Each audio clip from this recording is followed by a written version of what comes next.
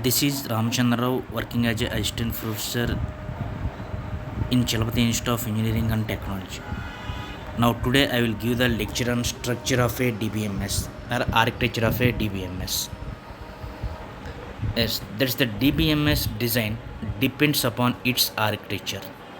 The basic client server architecture is used to deal with a large number of PCs, web servers, database servers, and other components that are connected with networks.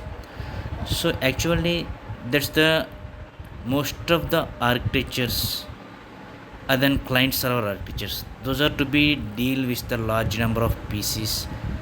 Means there is the number of PCs are to be connected to the single server, and then web servers, database servers, and other components that are connected with network. The client server architecture consists of many PCs and a workstation which are connected via network. So in that the client server architecture, one server is to be there. There is the number of clients have to be connecting to the single server via network. DBMS architecture depends upon how users are connected to the database to get their request done. So here there is the mainly there is the DBMS architecture that is to be depends upon how users are to be connected to the database and to get the request done. Okay, the DBMS architecture can be seen in the single tier or multi tier, but the logically the database architecture is of the two types, like two tier architecture and then three tier architecture. Now we'll be discuss about these architectures. Yeah, the first one is the single tier architecture. In this architecture, the database is directly available to the user.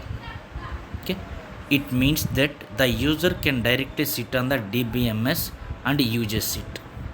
Means that there's the both client system and then server is to be there in our place only. So that is about this single tier. So any changes done here with directly be done on the database itself. It does not provide a handy tool for end users. Remember this point.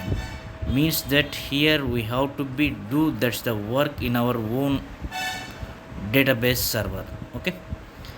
The one tier architecture is used for development of the local application where programmers can directly communicate with the database for the quick response. So what about in this the one tier architecture? In this one tier architecture is used for development of the local application. Okay, and where the programmers can directly communicate with the database for the quick response. So what is the main use of this the single tier architecture? That's the programmer can to be sit that's the behind of that the server. They can easily to be get the response from the database. In this the single tier architecture, there's the client and server both are to be there, that's the same place. The next one is two tier architecture. The two tier architecture is same as basic client server. In the two tier architecture, application on the client end can directly communicate with the database at the server end. Means that what is that the difference here? It is the one tier architecture and then two tier architecture. In that's the one tier architecture, that's the client is directly to communicate directly to be connecting to that's the server. There is the no applications are to be need in this type. But here in this the two tier architecture, that's the client is to be connecting to that's the server through that's the client application only. Without that's the client application, that's the clients are not possible to communicating with the server. For this interaction, APIs like ODBC, JDBC are to be used. Okay, some of the application programming interfaces we can to be used. There is the ODBC and then JDBC can to be used. Here it is. The user interfaces and application program are run on the client side. Remember this point. So these are the interfaces. There is a ODBC and JDBCs Okay, those are the application programming interfaces.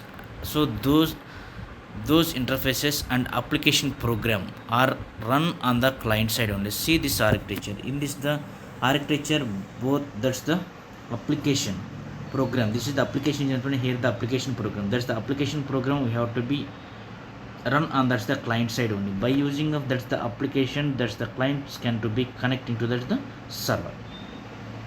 So that's the server side is responsible to provide the functionalities like query processing and transaction management. So what are the functionalities can to be provided by this the server side? That's the query processing and then transaction management. To communicate with the DBMS, client side application establish a connection with the server side. So generally who can to be establishing the connection to the server? So that's the client can to be establishing the connection to the server, means that's the client to be initiate the connection to the server. So this is the two-tier architecture. So in this case that the server is to be there in one place and then clients are to be there in another place. So how that's the clients are to be connected to the server through that's the any application program. So here in this two-tier architecture, there's the client can to be establish the connection to the server by using of the some of the functions. Those are the connect function. By using of the connect function, there's the client can to be connecting to the server. The next one is three-tier architecture. The three-tier architecture contains another layer between the client and then server. So in this architecture, client cannot directly communicating with the server. So what's the major difference in between that's the two-tier architecture and then three-tier architecture is that in that's the two-tier architecture only in the client side that's the application program we have to be run, but in this the three-tier architecture both the client side and then server side we can run that's the application programs. So only these two application programs, means there's the client application program is to be connecting to there's the server application program, then only there's the connection has to be established in between both. The next point here it is that the application on the client end interacts with the application on the server end, which further communicates with the database system. Okay, end user has no idea about the existence of the database beyond the application server. Remember this point, that's the end user have no idea about the existence of the database beyond the application server, means as a user I doesn't know about that's the what is going on and that's the application server. So that the database also has no idea about the any other user beyond the application. So the three-tier architecture is used in case of large web applications. Remember this point. This is the three-tier architecture mostly to be using for the large web applications only. Yeah, see this one. This is then DBMS architecture. Okay, before going to discuss about this the DBMS architecture, so these are the different components modules are to be there in the architecture. So before going to discuss about this architecture, first will be discuss about this architecture. This the architecture is to be an completely elaborated. Okay, see this one. So here in this DBMS architecture, different types of users can to be connecting to the database system for the accessing the data from the database. So here what are the different users are there? One is for the DBA staff, and the second one is the casual users, and then third one is the application programmers, and the next one is the parametric users. So these are the different types of users or want to be communicate or want to be accessing that's the data bus to get the data. DBA staff, who are the DBA staff? There is the database administrator staff. So who have controlling there's the entire database, those are the persons are the DBA staff. Okay, who have the controlling of that's the database, there is the persons are the DBA staff. And who are the casual users? These are the casual users have to be write the some query. Okay, na? By using to writing the some query, there is an SQL query.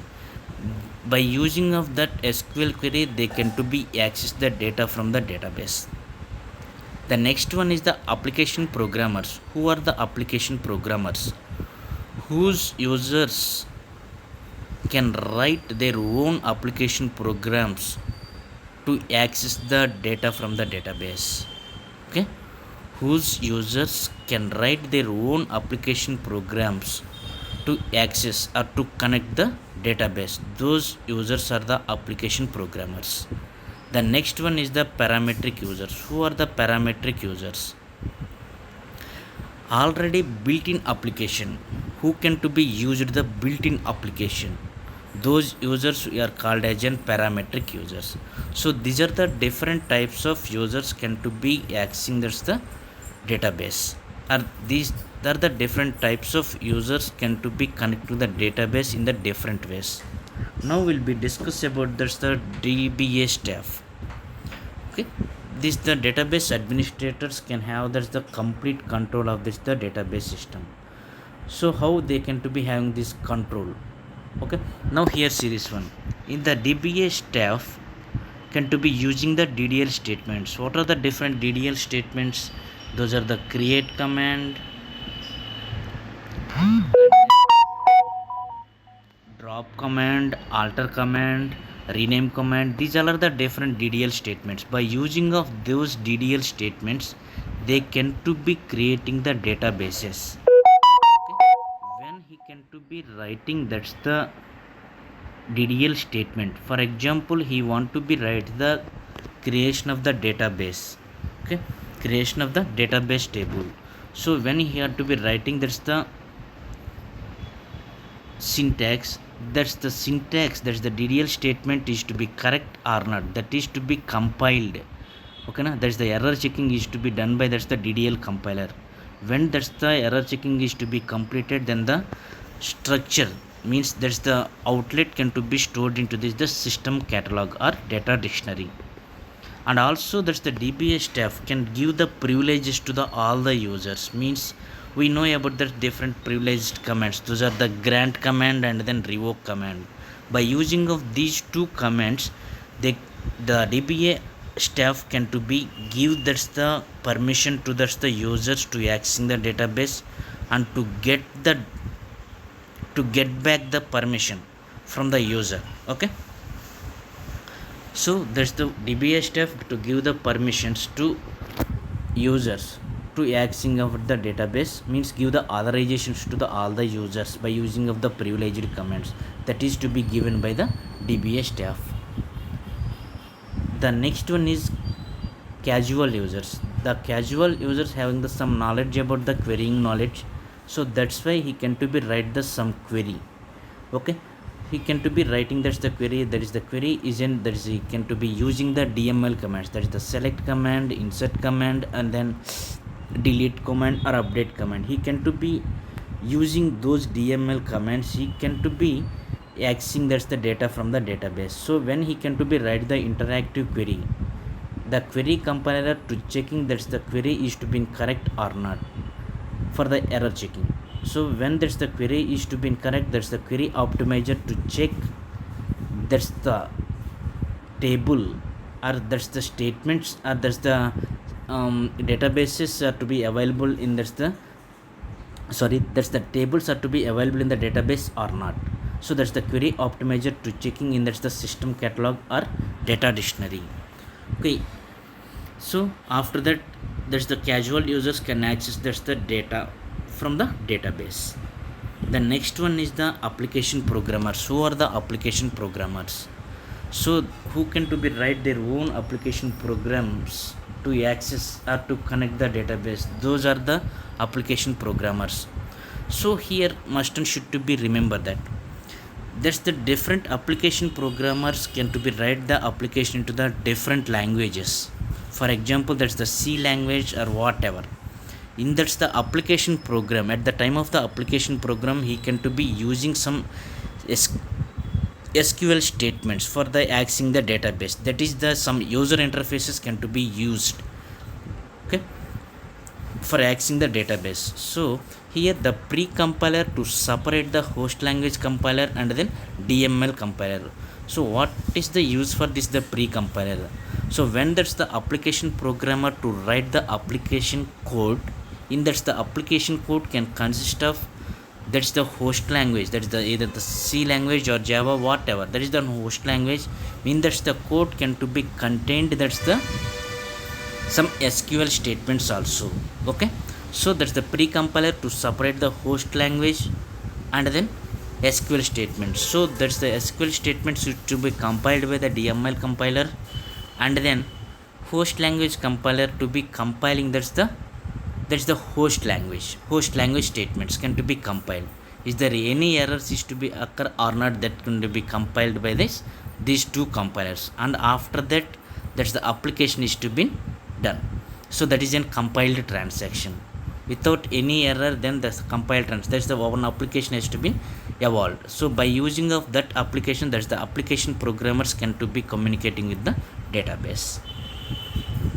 The next one is the parametric users. Who are the parametric users? The parametric users means that I have those users doesn't having the knowledge about, that's the querying knowledge, and those users doesn't having the knowledge about the how we can to be write the application program. Just these users just to be give the input as a parameter. Okay, those users just to be give the input as a parameter. Those users can to be easily using the built-in application to connecting to the database. By using of, that's the built-in application, that's the connecting to the database. For example, we are the parametric users. Okay, because of we are already built-in application, that is the Gmail is the one is the built-in application we have to be used to access the data. Okay, or we can to be using, that's the database. So just we have to be giving as a input as a parameter. Okay, parameters we have to be given input to, that's the built-in application. Then by using of, that's the built-in application, we can to be accessing the database. The next here it is that in this part, that's the runtime database processor. So that's the runtime database processor to processing the runtime queries, means that the processing the runtime transactions and the runtime queries. Okay, then after processing of the runtime queries, then that can to be stored into that store, that is the stored data manager to managing, that's the stored data. So that's the data is to be stored into the database or not, is it to be required to storing, that's the data, okay, into the database or not. So that's the stored data manager to be managing, that's the all the stored data. And then the next component here it is that concurrency control backup recovery subsystems. So already we know about that's the what is in concurrency control. So multiple users can access the single server at a time. There is a concurrency. Okay, na? So who can to be control this? That's the without this the module. That's the concurrency control module. It is not possible at a time. There is the multiple users can access the single database, and then backup or recovery subsystems due to the any database failure. Okay, due to the any failure to be occurring to the database, by using of the backup and recovery subsystems, we can to be get, okay, we can get back the data. So these are the different component modules are to be there in the DBMS architecture. This is the elaboration diagram for this the DBMS architecture. Now here it is the store data manager. There is the store data manager to maintain, okay, to managing the stored data. So means that's the inputs can to be passing through this the storage data manager, and then output to be getting from that's the database by the storage data manager. Okay, so this the process will be going on in this the DBMS architecture. Every system, sorry, there is the what are the schemas and what are the tables and what are the constraints we have to be created by using of the DDL statements. Those all statements can to be stored into this system catalog, or this one is the data dictionary. Okay, so this is an architecture of the DBMS. Yes, these are the different component modules That is the Storeroot Data Manager. We are already discussed DDL compiler, interactive query interface. That is a query compiler and query optimizer, pre-compiler, runtime database processor, system catalog, concurrency control system, backup and recovery system. So these all are the component modules, DBMS architecture component modules. So this is the same diagram here it is, but this one can to be giving some in the different way he can to be giving that. Okay. Okay. Thank you.